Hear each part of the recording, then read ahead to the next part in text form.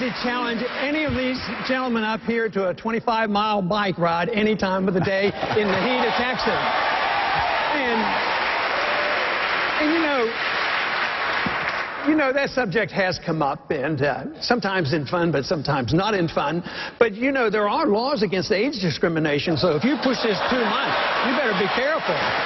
That is Ron Paul last night answering questions about whether he at 76 is too old to be the nation's next president. Now that is how you handle a question, Evan Newmark, about personal records. Playing to the old people. Tell them it's okay. No, that's my point. Playing to the old people. So we have an unelectable guy talking about his medical records, another guy talking about the lunar modules and living on the moon. It was a little bit surreal. And this is the fate of our nation. Fantastic. I know you're encouraged about this, but Mitt Romney did have a better debate last night. Newt Gingrich struggling a little bit. Neil King joins us from the campaign trail. And Neil, what a difference a couple days can make. We were going to talk this morning about Newt Gingrich surging in the latest WSJ-NBC poll. Do you think those numbers are going to fall back down? Absolutely. I mean, these polls are snapshots of a moment, and of course that was a national poll, and it shows just how fickle this electorate is in terms of following the trends. And, you know, right now in Florida, a poll just came out this morning that has Romney up by 9 points, sort of similar to what he was in our what Gingrich was in our national poll. All the momentum now is shifted to Romney's favor. He definitely won last night's debate. It's hard at this moment, this crazy roller coaster ride we've been on, to see him not winning, you know, in Florida. And that, once again, puts that inevitability stamp back on his forehead. And Neil, whoever Mitt Romney's new debate coach is deserves like a golden parachute and stock options, because his performance last night really did seem to be a marked improvement over the recent past. He's just been on his toes. He's been very aggressive, really shown that he's got the fight. I think that was the whole thing, even at the risk of maybe looking a little negative. But you know, he was always on the, just on the attack. I mean, last night, one of the great moments was when Gingrich decided to let the whole Swiss bank account thing just go and like, oh, I'm above all that.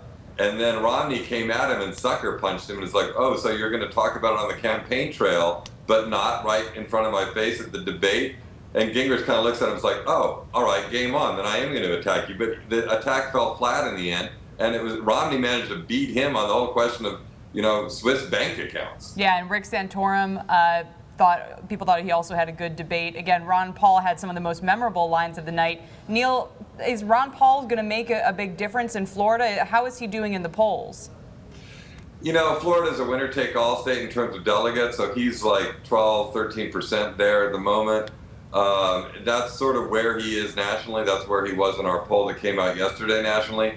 He's all about showing up at the debates, but doing no real campaigning, no spending of money there at all. And he's looking towards Nevada next Saturday. He's about glomming onto delegates and trying to get himself a perch at the convention. I loved when they asked questions about, like, you know, what would make your wife a good first lady? And it's clear he doesn't intend to be, or doesn't think he's going to be the president. I mean, even the question they asked, what would you say to Raul Castro if he called you in the Oval Office? And he said, I would ask him why he was calling me, basically. I love that. But, you know, I love the Ron Paul element in the debates because it's just a different perspective. You love this the is a Ron guy, Paul. Yeah, wait, it's like, he sticks to principles that are different from what you hear from the other candidates. I think it makes for a better discussion. He's like the wise ass in like some political science seminar who's sitting there taking pot shots the whole time instead of arguing. But is often the smartest guy in the room. Yeah, well, that's easy to take pot shots. It is easy to take pot shots. Take it from me. That's all I do is take pot shots. Let's take a quick listen to Mitt Romney last night. Again, one of his stronger moments.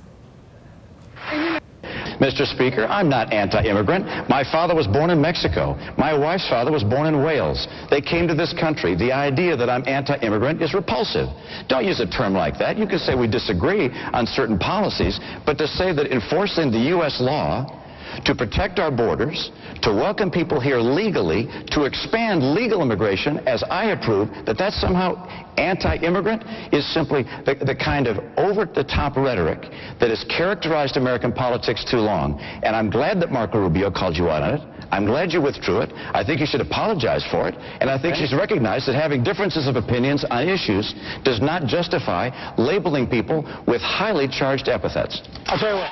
That said, Neil, does the Hispanic vote, the Cuban vote, just broadly speaking, the population that Mitt Romney's trying to appeal to down there, really believe that he's not an anti-immigration candidate?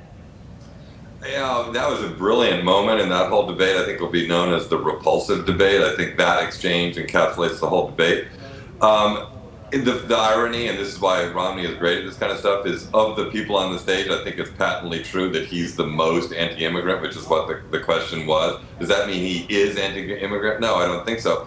I don't, it's funny, for all the immigrant talk, I mean, immigration is just not that big an issue, particularly among Cuban Americans, because they've all been able to come here in a way that no other people can come here. So it's just not a big thing, I don't think, for Cubans. Actually, among other Latinos, there's a gripe because of the way that Cubans are able to come to the U.S. carte blanche. Yeah, exactly. Well, Mitt Romney looks well poised, it sounds like, for the primary there. Neil King from the campaign trail. Neil, appreciate your time as always, sir.